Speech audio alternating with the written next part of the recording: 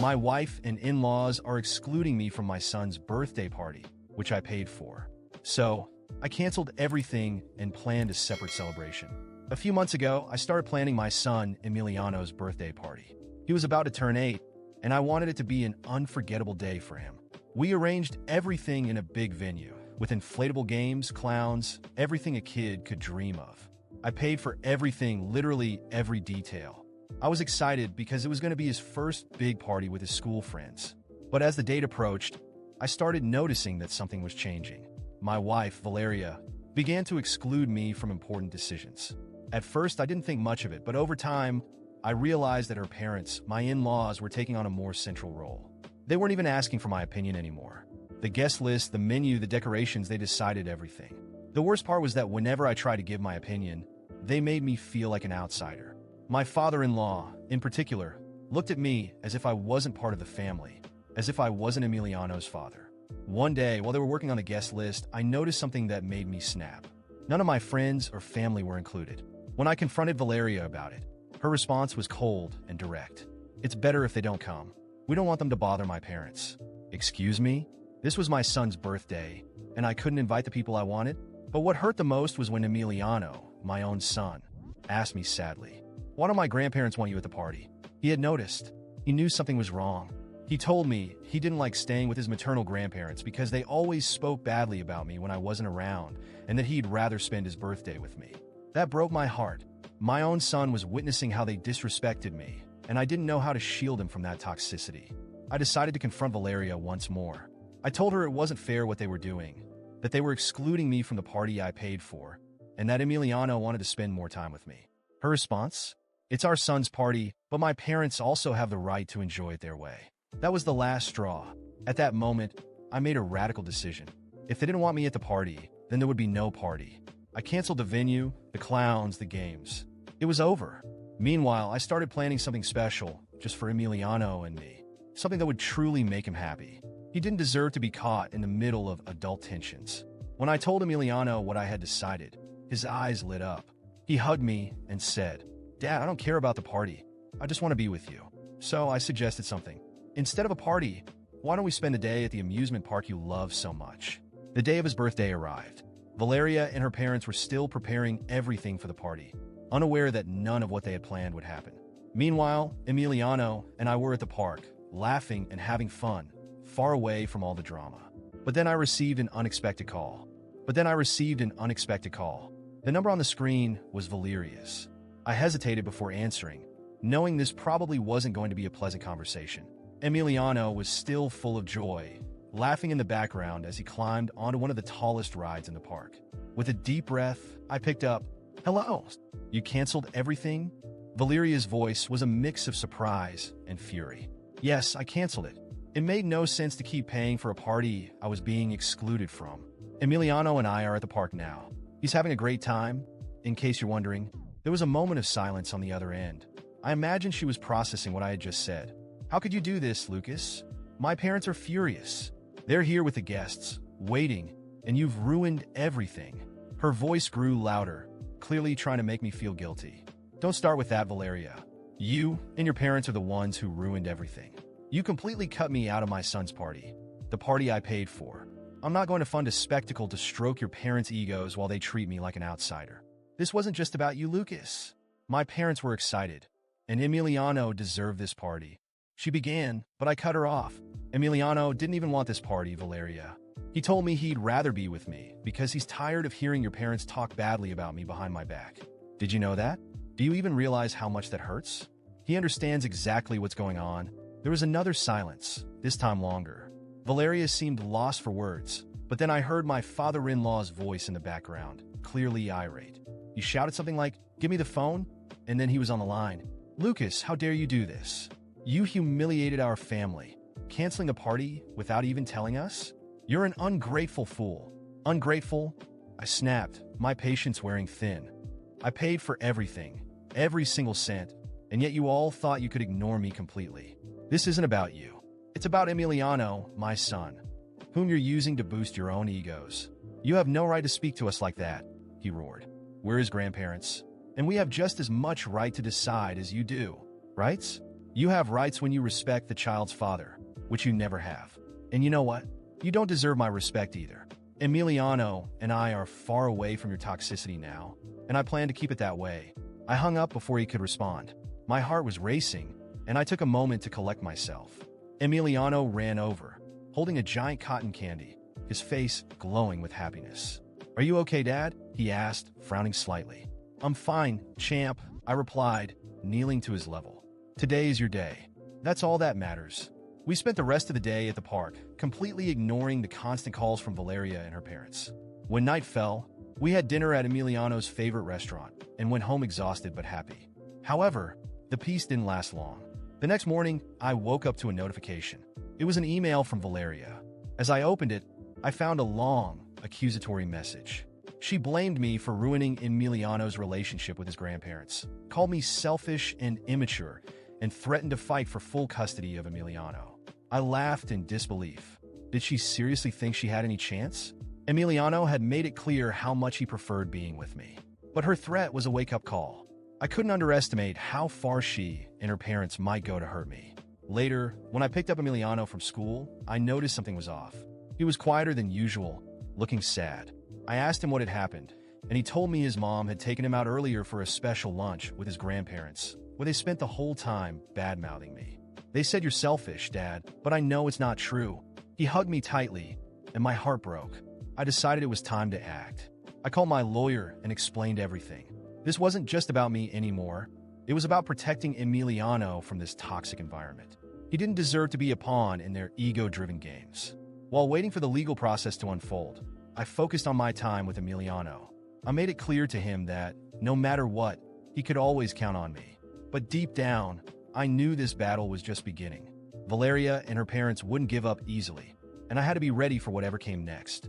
What I didn't know was that they were already planning something even more drastic, something that would turn my world upside down. The next morning, I woke up determined to act. I had been patient for far too long, enduring things no one should have to tolerate. My priority was Emiliano, protecting him from the toxicity his mother and grandparents were imposing on him.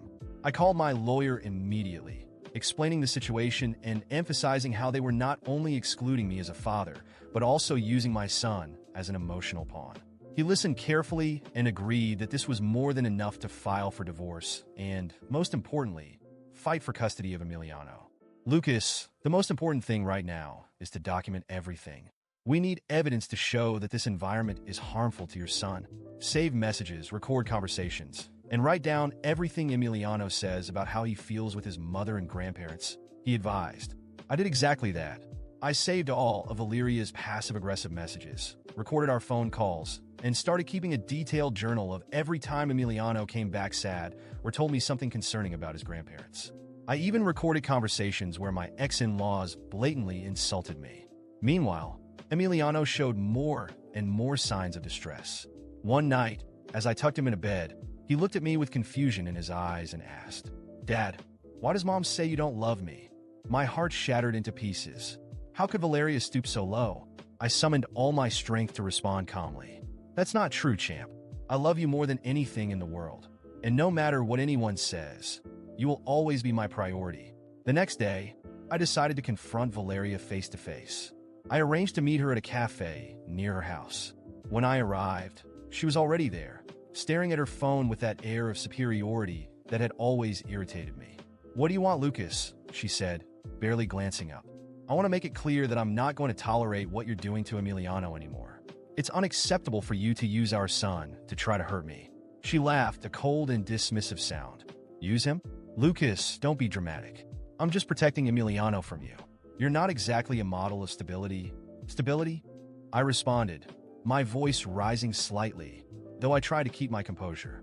"I'm the only one who truly puts Emiliano first. You and your parents are poisoning him against me. And the worst part is, he's starting to notice." She shook her head, feigning boredom. "What really hurts Emiliano is you always trying to be the hero." "He said that? Or is that something you've planted in his head?" The argument continued, but it became clear that Valeria had no intention of changing. Finally, I made my position clear. I'm filing for divorce, and I'm going to fight for custody of Emiliano. Her eyes finally showed something I hadn't seen in years: fear. "You won't win," she whispered.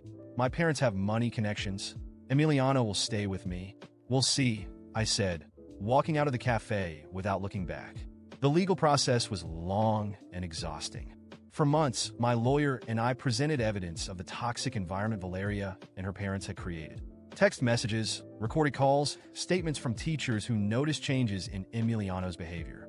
Even Emiliano, during a session with a child psychologist, expressed that he felt safer and happier with me. Valeria tried to fight back. Her lawyers attempted to paint me as an unstable father obsessed with controlling Emiliano. But their arguments were easily dismantled.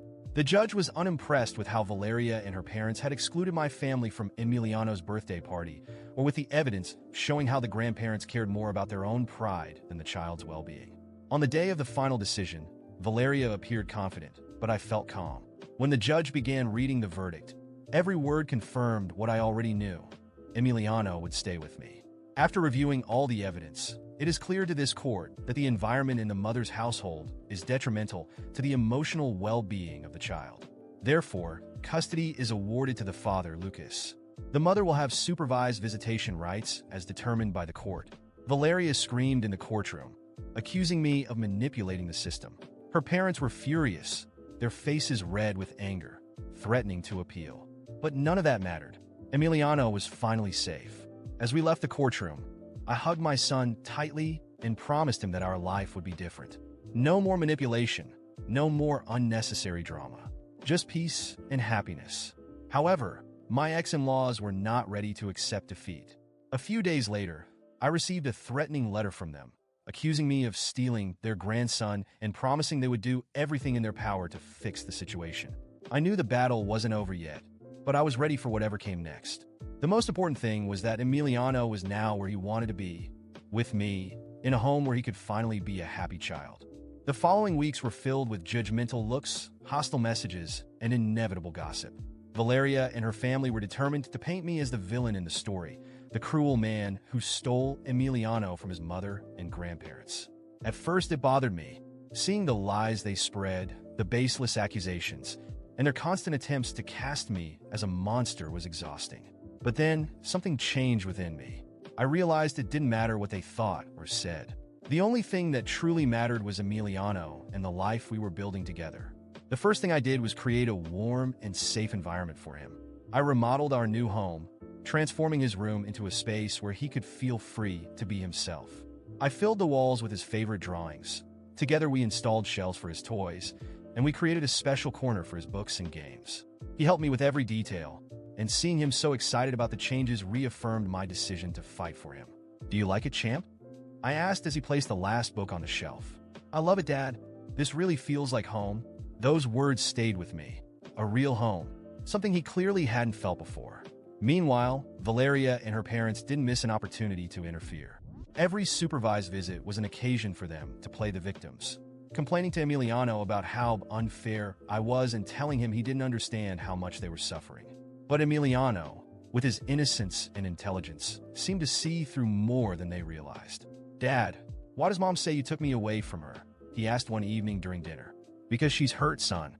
Sometimes people say things when they're sad, but that doesn't mean they're right," I answered, trying to be honest without dragging him into the conflict.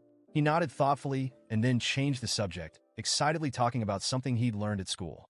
His maturity impressed me, and I knew it was my responsibility to ensure he grew up without carrying the weight of adult conflicts. My family became an essential pillar during this time. My parents, who had been excluded from Emiliano's life for so long, now made it a point to be present at every important moment. They took him on outings, attended his school games, and even taught him how to cook small recipes. Watching Emiliano so connected to them was something I hadn't realized I needed until it happened. Meanwhile, Valeria and her parents continued their attempts to destabilize me. One afternoon, I received a message from her. "You might have fooled the judge, but everyone knows who you really are. Emiliano will see it one day." I deleted the message without replying. There was no room for that kind of toxicity in my life anymore. My focus was on Emiliano and the family we were rebuilding. Over time, I started noticing something. Valeria's visits became less frequent. Her parents, who had once tried to manipulate Emiliano at every opportunity, started appearing less and less. It was as if slowly, they were accepting that their influence over him was fading. Emiliano also seemed more at ease, more confident. One day, as I was driving him to school, he said something that caught me off guard. "Dad, I think they only like me because they want to use me against you." I stopped the car for a moment and looked at him. He was only 8 years old, yet he understood things that many adults never could. "That will never happen, son. You are loved for who you are, and no one has the right to use you to hurt someone else." He smiled, and I knew we were on the right path. As the months went by, the distance between Emiliano and his maternal family grew. He no longer felt comfortable during the supervised visits and even asked to see them less often. I respected his decision, knowing it was important for him to have autonomy over those relationships. Valeria continued to blame me for everything. According to her, I was the reason her life was falling apart. Her parents reinforced this narrative, telling anyone who would listen that I had stolen their grandson and destroyed their family. But I no longer cared. I learned to ignore the whispers and judgmental looks. They could think whatever they wanted. I knew the truth. Emiliano knew the truth. And in the end, that was all that mattered. Today, we live a quiet life. Emiliano is happy, surrounded by love and support. His relationship with my family is stronger than ever, and he's growing up to be a confident and secure child. As for Valeria and her parents, they remain stuck in the past, blaming everyone but themselves for the consequences of their actions. I, however, move forward, focused on my life and my son's happiness. Because at the end of the day, it doesn't matter who sees me as the villain. The only opinion that truly matters is Emiliano's, and he knows he can always count on me, no matter what.